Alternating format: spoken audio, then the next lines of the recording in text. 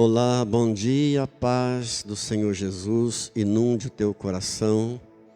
Te convido a abrir a sua Bíblia na primeira carta de Paulo aos Coríntios, no capítulo 13, e nós vamos ler do 1 ao 4. 1 Coríntios 13, do 1 ao 4.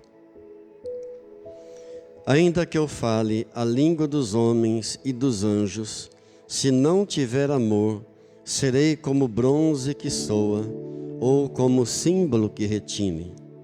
Ainda que eu tenha o dom de profetizar e conheça todos os mistérios e toda a ciência, ainda que eu tenha tamanha fé a ponto de transportar montes, se não tiver amor, nada serei.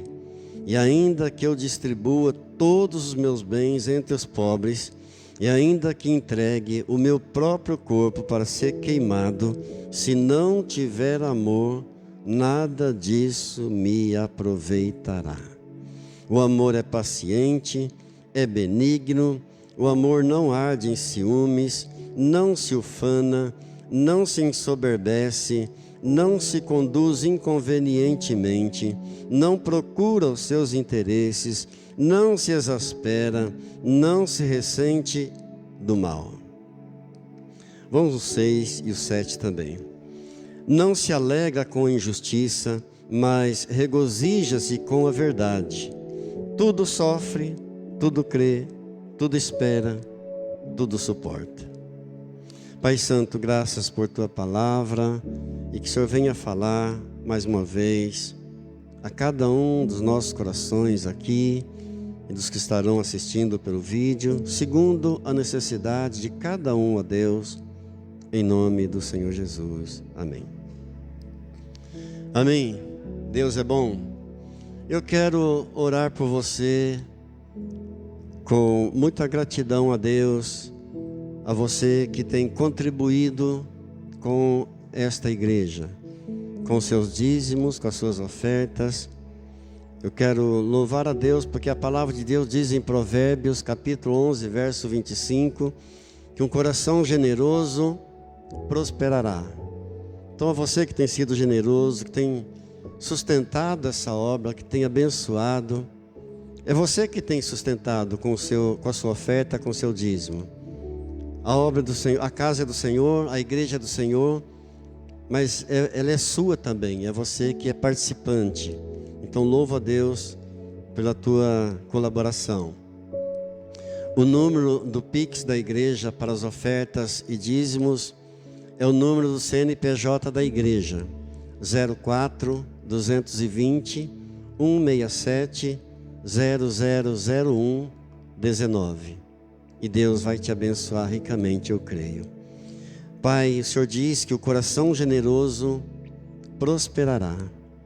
E prosperidade para o Senhor significa: o Senhor não deixará faltar nada. E eu oro por cada um dos contribuintes que tem abençoado, que tem sustentado, que tem ajudado, ó Deus, esta igreja. Não falte nada na mesa de cada um deles, mas não falte principalmente aquilo que eles mais necessitam: a tua presença, a presença do teu Espírito Santo, em nome de Jesus. Amém. Amém. Esse texto de 1 Coríntios 13, ele é muito conhecido como palavra de Deus, ele é muito conhecido como palavra poética e muito conhecido como que uma poesia universal.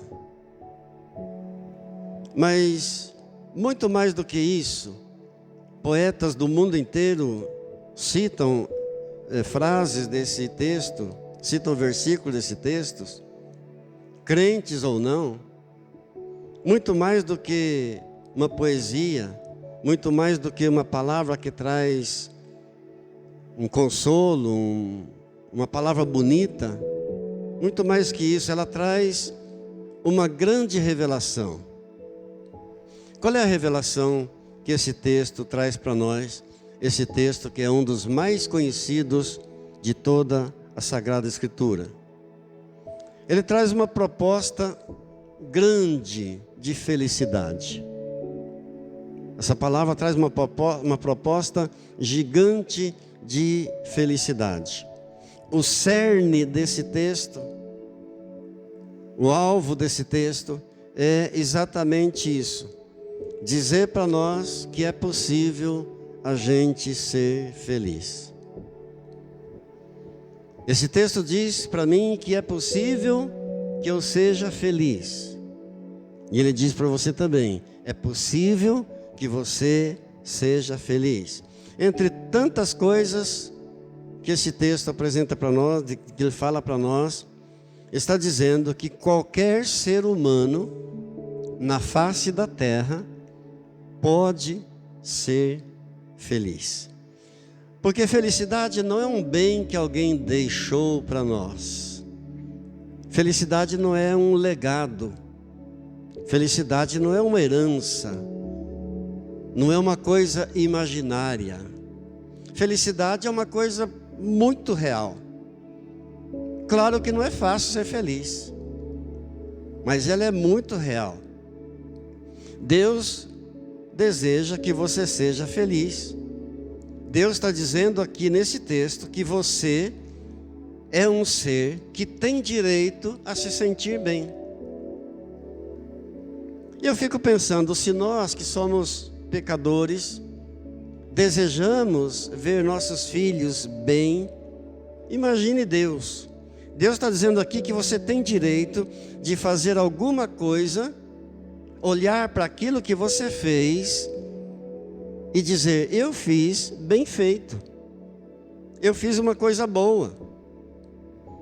Sem se orgulhar, evidentemente, sem ficar soberbo por aquilo que você é capaz de fazer, mas Deus deseja isso, que você faça bem feito, olhe para aquilo que você fez e diga, eu fiz e fiz muito bom, ficou muito bom. Antigamente as senhoras costumavam muito fazer bolo em casa, hoje nem tanto mais. Mas fazia-se o bolo e repartia um pedaço para a vizinha.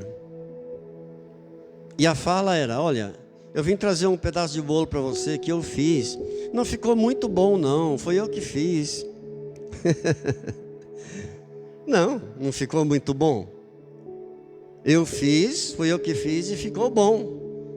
Por isso eu trouxe um pedaço para você. Senão a vizinha poderia pensar assim, uai, se não ficou bom, por que trouxe? Por que está me dando se não ficou bom? Então havia esse sentimento de uma falsa humildade, talvez até um complexo de inferioridade. Foi eu que fiz, mas não ficou muito bom. Não, Deus deseja que você faça bem feito, que você olhe para aquilo que você fez, você diga, eu fiz e ficou bom.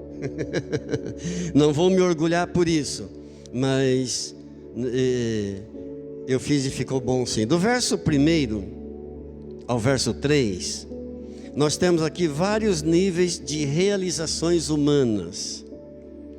Diz assim, ainda que eu fale as línguas dos homens e dos anjos, se não tiver amor, serei como bronze que soa, ou como símbolo que retine. Ainda que eu tenha o dom de profetizar, e conheça todos os mistérios e toda a ciência, ainda que eu tenha tamanha fé, a ponto de transportar montes, se não tiver amor, nada serei. E ainda que eu distribua todos os meus bens entre os pobres, e ainda que eu entregue o meu próprio corpo para ser queimado, se não tiver amor, nada disso me aproveitará. 3 níveis aqui de realizações humanas. O primeiro deles está ligado ao mundo das comunicações. Ainda que eu fale a língua dos homens e dos anjos, ainda que eu vá lá para a China e me comunique bem, lá para a Coreia e me comunique bem, ainda que eu vá para o Japão, para os Estados Unidos, ainda que eu vá para qualquer lugar do mundo e consiga me comunicar muito bem com todos os homens, ainda que eu fale todas as línguas dos homens e todas as línguas dos anjos, as línguas espirituais, as línguas que Gabriel entende, que Rafael entende, as línguas dos anjos, ainda que eu seja um bom comunicador, ainda que eu tenha uma boa oratória, ainda que eu seja muito persuasivo naquilo que eu fale, se eu não tiver amor, nada serei. Eu posso falar uma língua que todos os homens entendem, posso falar uma língua que somente os anjos entendem, língua espiritual. Se não tiver amor, nada serei. Eu posso me comunicar no plano natural com meus semelhantes, eu posso me comunicar no plano espiritual, numa língua que os homens não entendem, mas se não tiver amor, nada disso valeria. No verso 2, ele diz assim: ainda que eu tenha o dom de profetizar e conheça todos os mistérios e toda a ciência, e ainda que eu tenha tamanha fé a ponto de transportar montes, se não tiver amor, nada serei. Ou seja, eu posso me comunicar no plano da ciência, eu posso ter todo o conhecimento, e aqui ele fala de 3 níveis de ciência. O primeiro nível deles, a ciência do futuro, que é profetizar. Ainda que eu tenha o dom de profetizar, de prever o que vai acontecer lá no futuro. Ainda que eu profetizar, você sabe que é você prever, você dizer aquilo que vai acontecer. É ter uma visão do que não aconteceu ainda, é ter o conhecimento do que vai acontecer. Então, o profetizar é uma coisa totalmente espiritual. Profetizar é algo totalmente sobrenatural. Ainda que eu tenha esse dom de profetizar, mas tudo isso que eu vou dizer profetizando, por uma intervenção de Deus, e não por mim mesmo. Ainda que eu tenha esse dom de profetizar, se não tiver amor, de nada serei. Nada serei, de nada me valeria eu ser um grande profeta, prever tudo o que vai acontecer, antes de acontecer, por uma intervenção divina. Nada serei. Um segundo nível aqui, de realização humana, é a ciência dos mistérios. O verso 2 ainda continua dizendo assim: ainda que eu tenha o dom de profetizar e conheça todos os mistérios. Que são os mistérios? Algumas pessoas nascem com esse dom. É o dom de conhecer em parte os mistérios de Deus.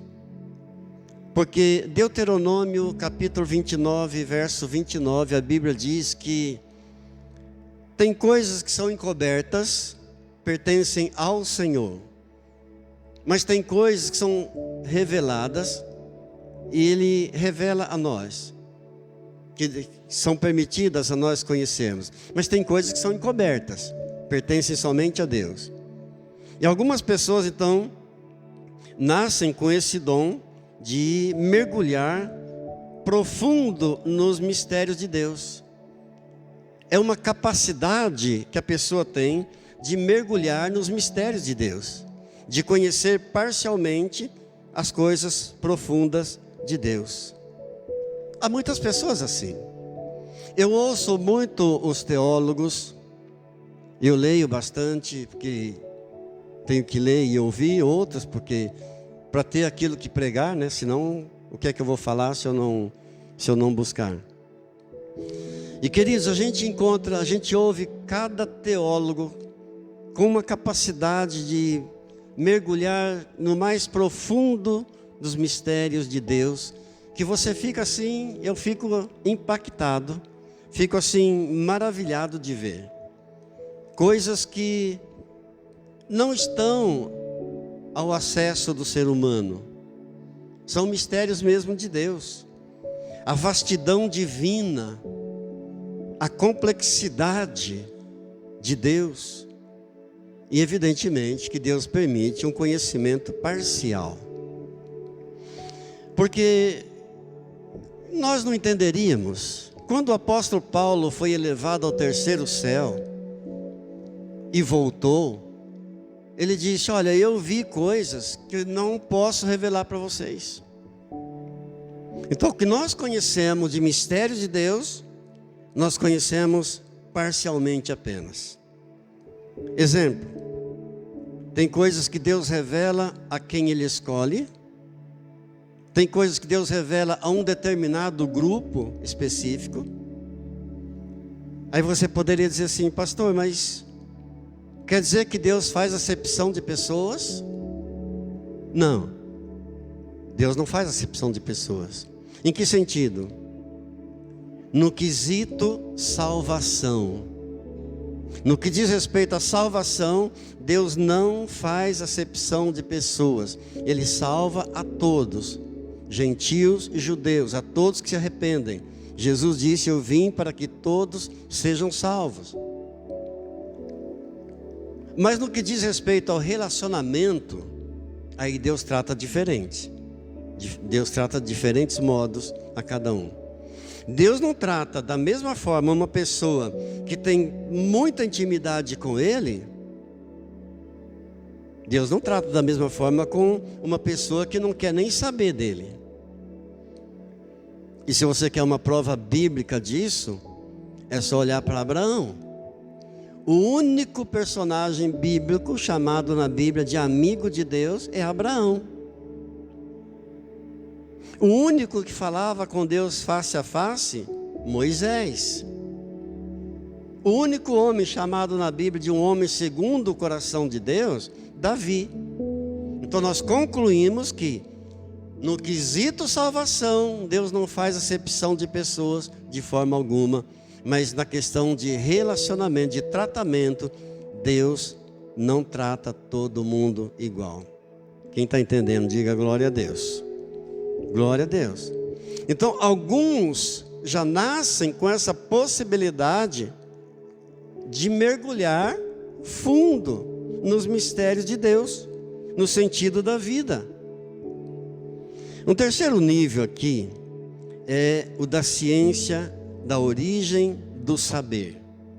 Ainda no verso 2 ele diz assim: ainda que eu tenha o dom de profetizar e conheça todos os mistérios e toda a ciência. Fala de conhecer todo tipo de ciência, todo e qualquer tipo de ciência, todos os fenômenos, um conhecimento que explica todos os fenômenos que acontecem. É dessa ciência que está falando. Desde uma plantinha pequenininha, desde um vegetalzinho, até o biológico, as moléculas, as células, os astros, o conhecimento de toda a ciência. É o sentimento que dá na pessoa de conhecer as coisas. Há um sentimento bom quando você conhece as coisas. Quando alguém chega para você com uma dúvida e pede um esclarecimento, e você conhece daquilo, você ajuda aquela pessoa, há um sentimento bom na gente de ter um certo conhecimento. E ele fala aí de toda a ciência. E no final, diz ainda no final do verso 2: ainda que eu tenha tamanha fé, a ponto de transportar montes. Fala da pessoa, aquela pessoa que acredita nas possibilidades. É aquele tipo de pessoa que sempre acredita nas possibilidades. Não, isso não é impossível, vai dar certo. Essa pessoa tem jeito. Vamos tentar que vai dar. Não tem gente assim?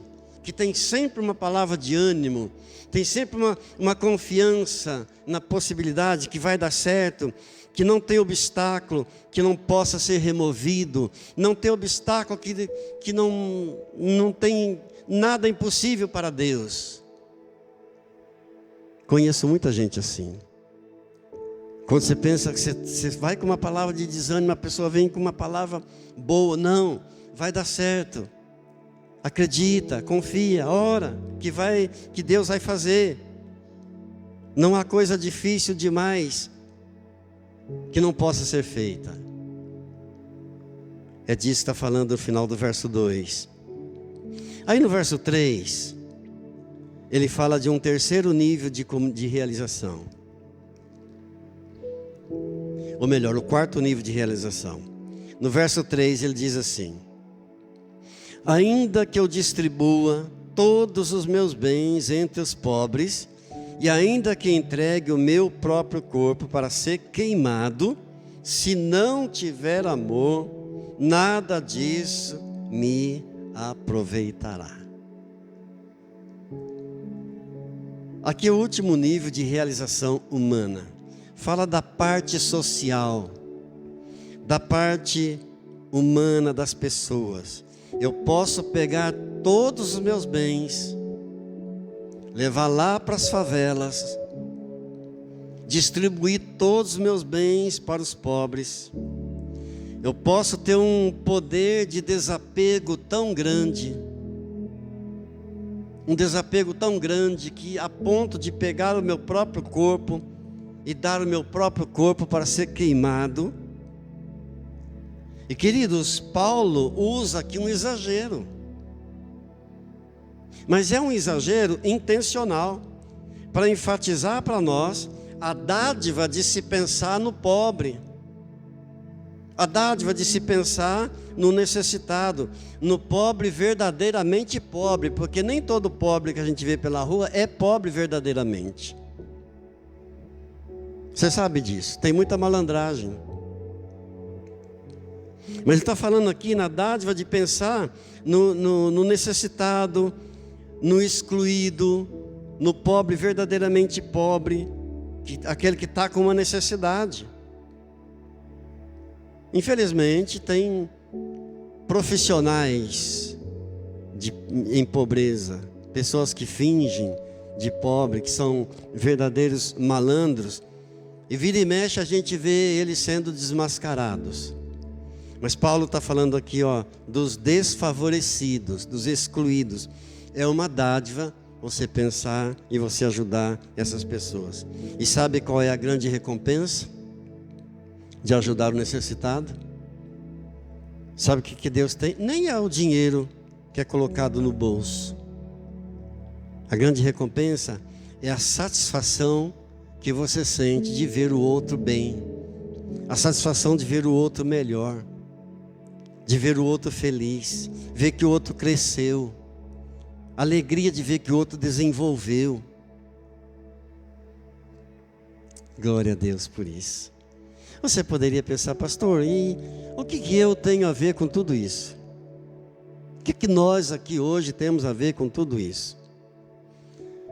Então cabe uma outra pergunta: será que alguém consegue ser feliz, alcança a plena felicidade apenas fazendo bem aquilo que ele mais gosta de fazer?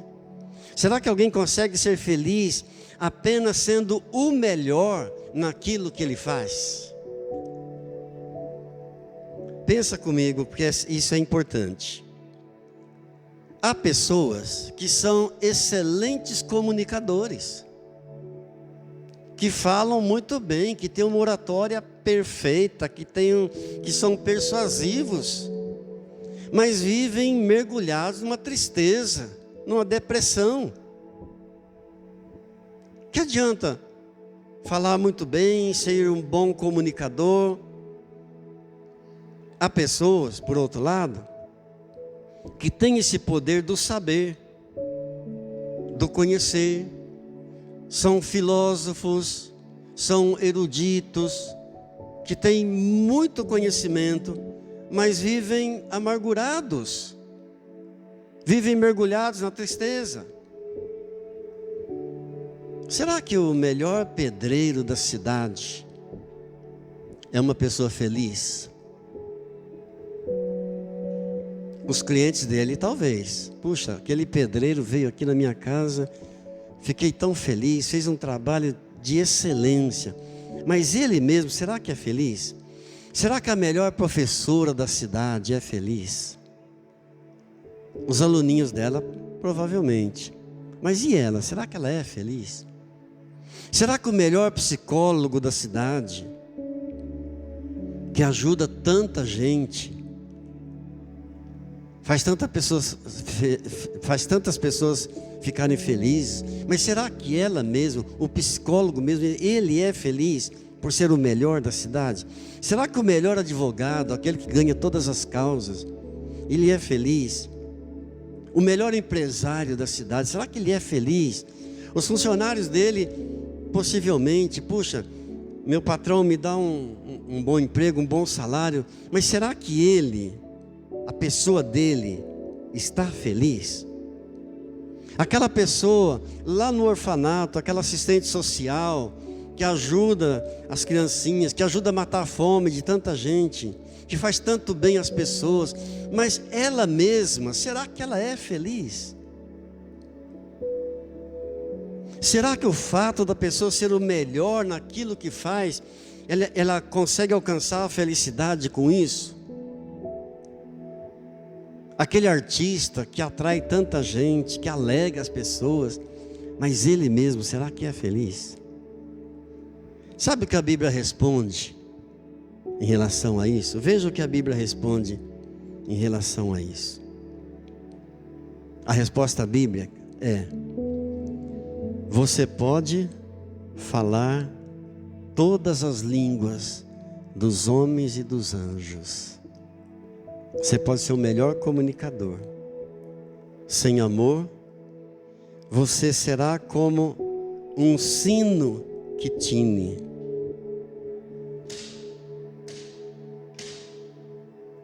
Algo oco, um sino batendo, se não tiver amor.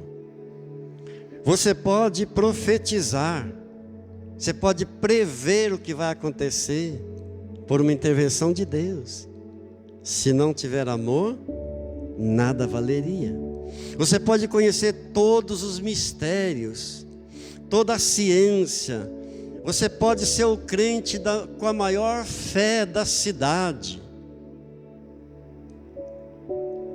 Você pode ser aquela pessoa que profetiza para um monte de gente, que deixa muita gente feliz, mas se não tiver amor, nada seria. A Bíblia está dizendo que sem amor, queridos, nada valeria.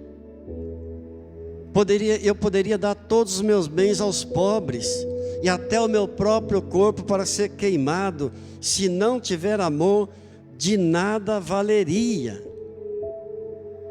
Eu nada seria sem amor.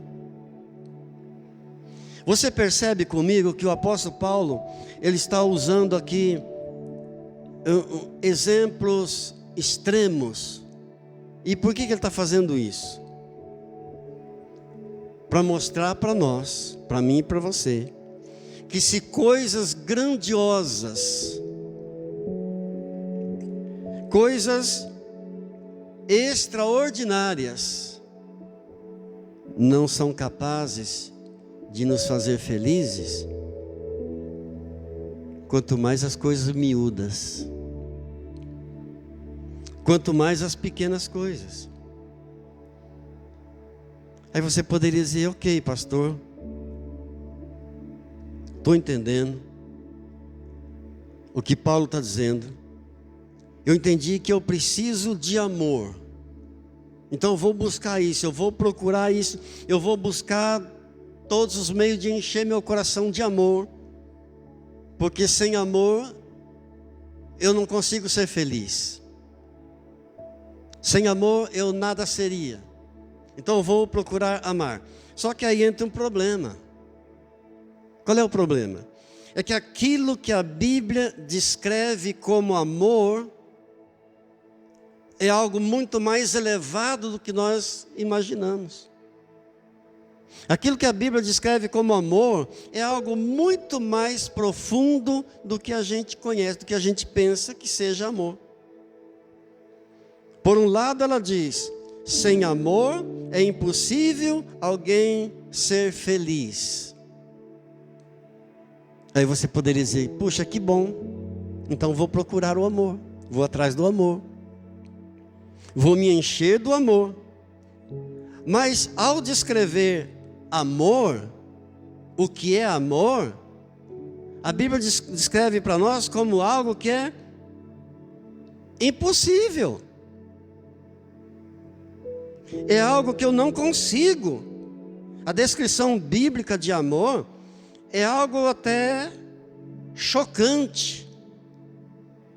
É algo que exclui todo mundo, inclusive o próprio apóstolo Paulo. O que a Bíblia descreve como amor é algo inatingível, inalcançável. É impossível. Se não, vejamos. No verso 4 ele começa: o amor é paciente.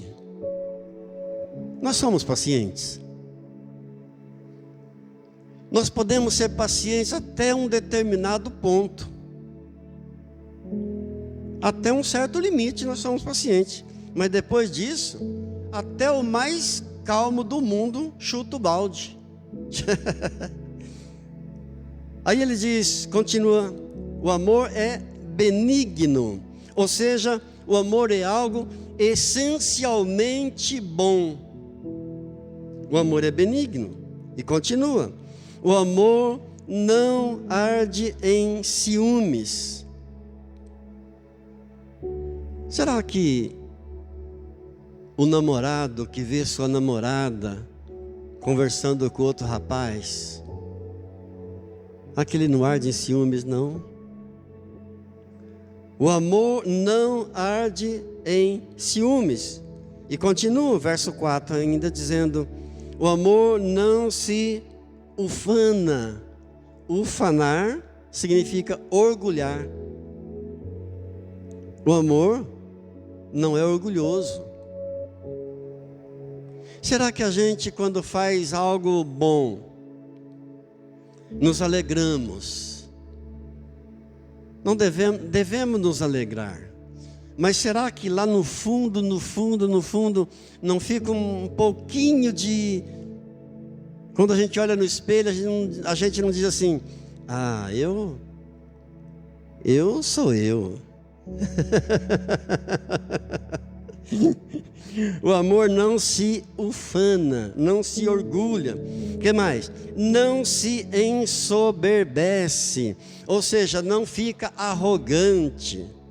E continua dizendo, o amor não se conduz inconvenientemente. Será que a gente nunca se conduziu, em algum momento da nossa vida, a gente nunca foi inconveniente? A gente sempre soube a hora certinha de falar, a hora certinha de calar, o lugar aonde eu estou. Será que a gente nunca, em algum momento da vida, não foi inconveniente com alguém, em algum lugar?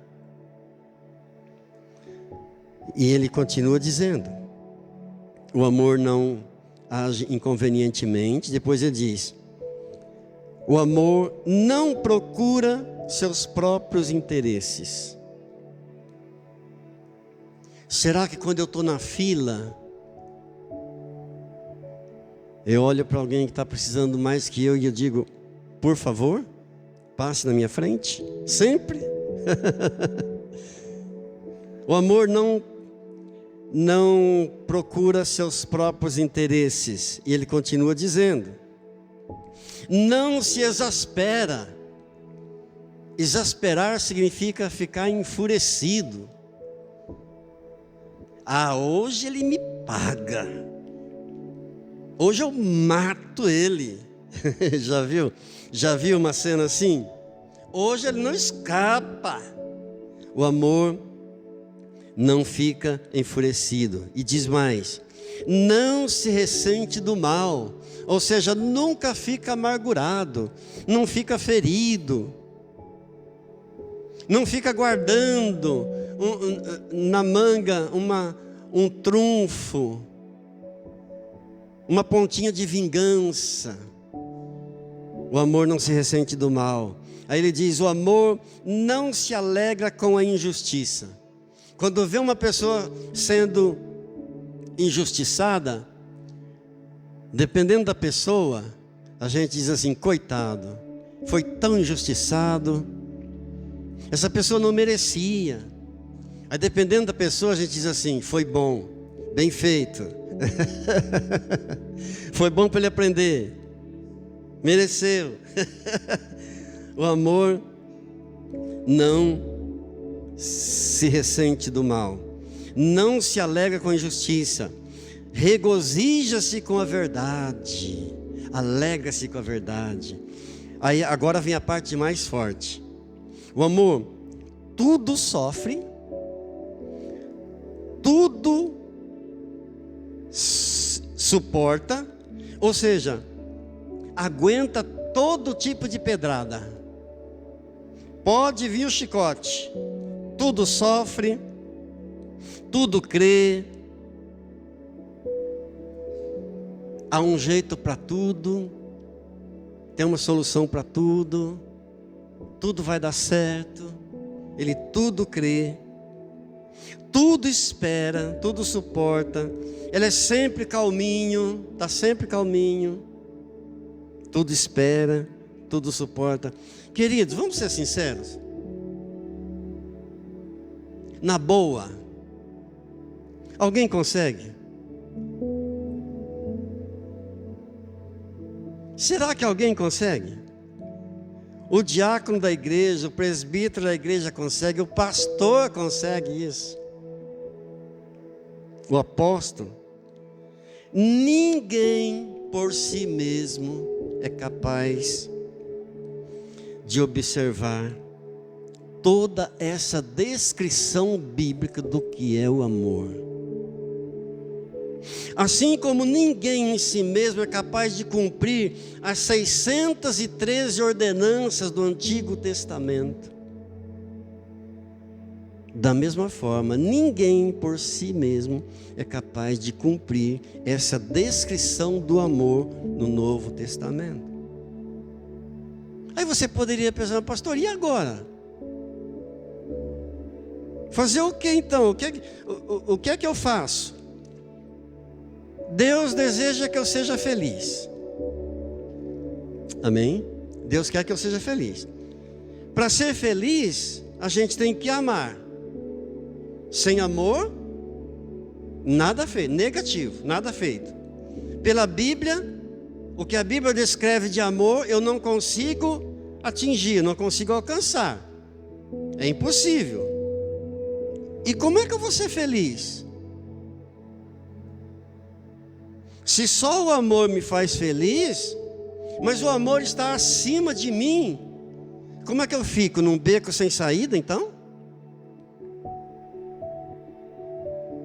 Sabe como é que eu fico? Sabe como que eu fico? Eu fico absolutamente, completamente, totalmente dependente da graça e da misericórdia de Deus o Pai, da graça do Senhor Jesus e do Espírito Santo de Deus. Eu queria tanto que você entendesse isso. E se você sair daqui nessa manhã entendendo isso, eu ficarei muito feliz por ter cumprido o meu propósito de que você entendesse isso. Que nós estamos absolutamente dependentes da graça da misericórdia do Senhor Jesus, do Pai e do Espírito Santo de Deus. Amém. Completamente dependente. Que Deus nos ajude. Que Deus nos ajude a perseverar até o fim. Aquele que perseverar até o fim será salvo. Curve sua fronte. Vamos orar.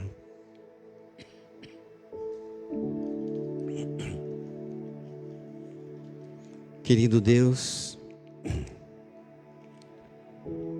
querido Pai, fizemos uma reflexão muito simples da Tua Palavra, muito breve, mas eu creio que o Teu doce Espírito Consolador falou a cada coração nesta manhã. Espírito Santo, que és a fonte de todo poder, a fonte da vida e da alegria, da felicidade. Senhor, ainda que eu ande pelo vale da sombra da morte, eu não temerei, porque Tu estás comigo. E o desejo do Senhor é que eu seja feliz em tudo que eu faça, que eu seja feliz nessa vida. Oh Espírito Santo, oh Jesus amado, o meu cálice transborda de alegria, da Tua alegria, porque não me faltam o Teu enchimento. O Senhor tem me preenchido com toda a graça, com todo o amor. O Teu controle, Senhor, na minha vida e a Tua plenitude, Senhor, na minha vida é o que eu mais preciso, a Tua presença. E eu creio que tudo isso não me faltará. Obrigado, Deus. A bondade do Senhor e a misericórdia do Senhor certamente me seguirão todos os dias da minha vida. Diga isso, repita isso, por favor. A bondade e a misericórdia do Senhor certamente me seguirão todos os dias da minha vida. E eu creio, ó Deus, que não me faltarão a longevidade e o lugar da habitação permanente, onde estarei para sempre com o Senhor. Habitarei na Tua casa para todo sempre. Amém, amém e amém. Diga graças a Deus. Amém, glória a Deus. Alegre-se no Senhor. Amém. Deus é bom. Nós vamos celebrar a ceia do Senhor nessa manhã gloriosa, depois dessa palavra que encheu o nosso coração. Amém? Pai Santo, Pai querido, muito obrigado pelos Teus grandes feitos. Nós não temos palavras humanas para Te louvar, para Te agradecer. Nós só sabemos dizer muito obrigado, Jesus. Muito obrigado, Senhor, por tudo. E nesse momento de ceia do Senhor, nós queremos fazer, ó Deus, uma auto-reflexão,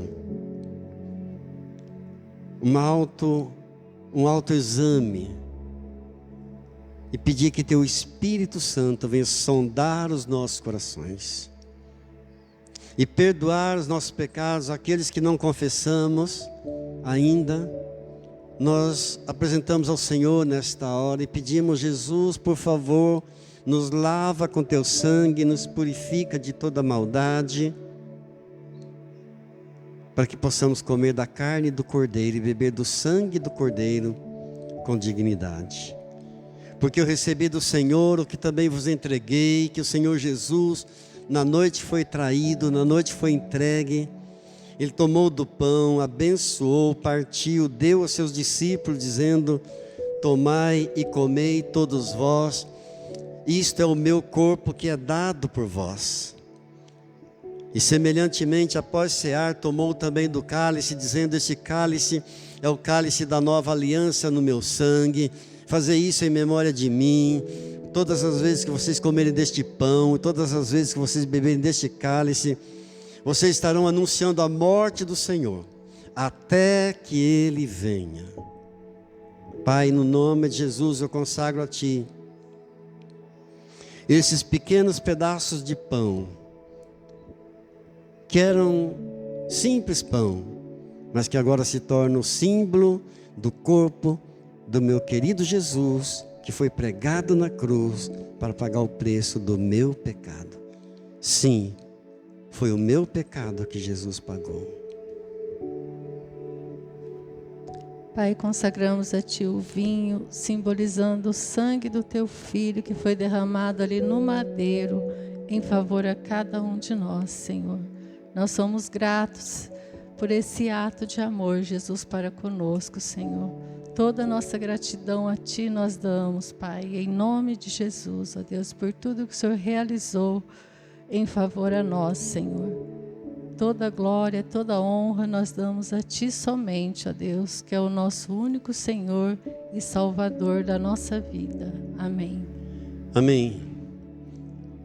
Você pode participar aí da sua casa, onde você estiver. Prepare o teu pedacinho de pão, teu suco de uva. Eu quero consagrar a Deus, abençoar, e nós participaremos juntos. A unção não tem barreira, a unção não tem distância.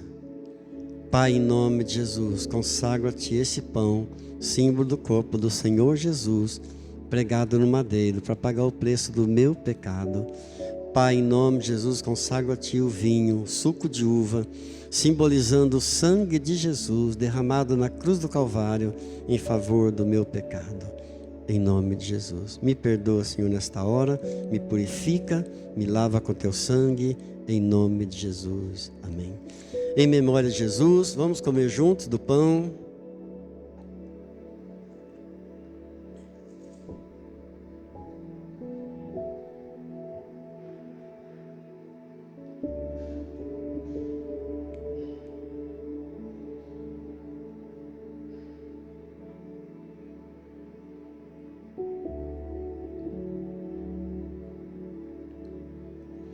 Em memória de Jesus, bebamos do cálice.